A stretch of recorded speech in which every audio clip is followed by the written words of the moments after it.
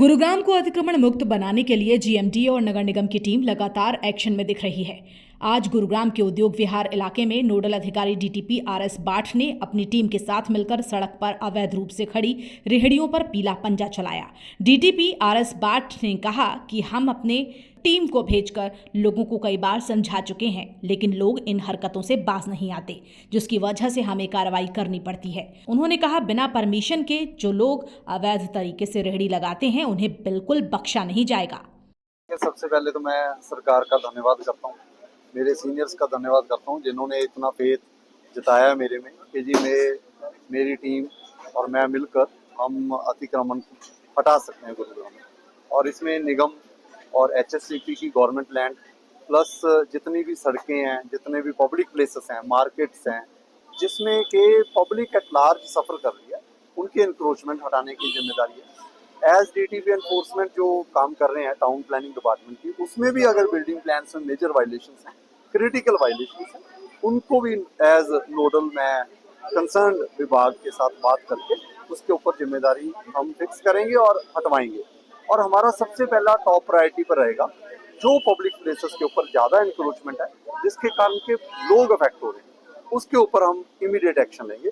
चाहे वो बाजार्स हैं, जैसे आपके माध्यम से मैं ये भी कहूँगा कि एचएसवीपी अगर है तो उसमें सेक्टर 14 है, सेक्टर 15 है, सेक्टर 31 है, सेक्टर 46 है, सेक्टर 56 की मार्केट्स है, इनमें लोगों को सुधार लाना पड़ता है। डेफिनेटली पब्लिक पार्टिसिपेशन सबसे पहले होगी। मैं एज नोडल अधिकारी आरडब्ल्यूएस के साथ, पब्लिक के साथ अपनी पूरी इंटरेक्शन रखूंगा, उनके इनपुट्स 100% लिए जाएंगे।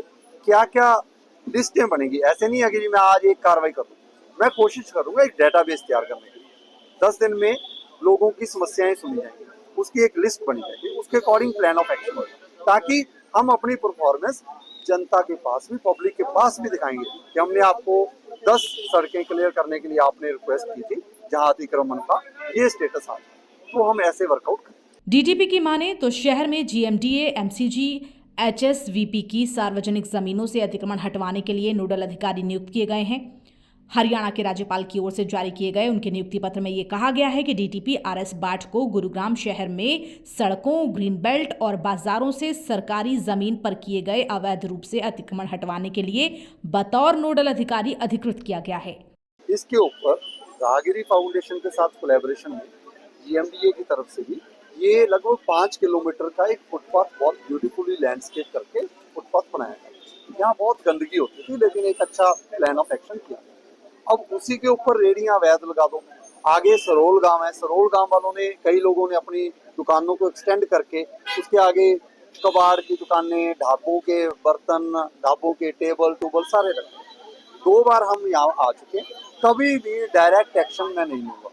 हमेशा पहले होगा कि हम खुद जाएंगे, रिक्वेस्ट करेंगे, टीम जाएगी, उनको समझाएंगे। 2 बार समझा देंगे, 3 बार समझा देंगे, 5 दिन चाहिए, 10 दिन चाहिए, लोग ले लें, लेकिन बिना परमिशन के काम हम नहीं करने देंगे। चाहे वो गरीब अमीर का सवाल नहीं है, ये किसी के पास हक नहीं है कि वो सरकारी जमीन को एनक्रोच करे। सीएमओ वहाँ पर बैठते हैं, एपीओ भी हैं, एसोसिएट प्रोजेक्ट ऑफिसर है शायद, वो इनको परमिशन देते हैं। वो एक परमिशन पर या तो लिखते हैं स्टेशनरी, या लिखते हैं मूवेबल, या तो मूव करने वाला तो घूमेगा, वो लोग भी स्टेशनरी कर देते हैं। उसके बाद उनको एक एलओआई टाइप मिलती है, फिर पैसे पे करते हैं, फिर फाइनल परमिशन। फाइनल परमिशन मिल जाएगी, जो मर्जी लगाए।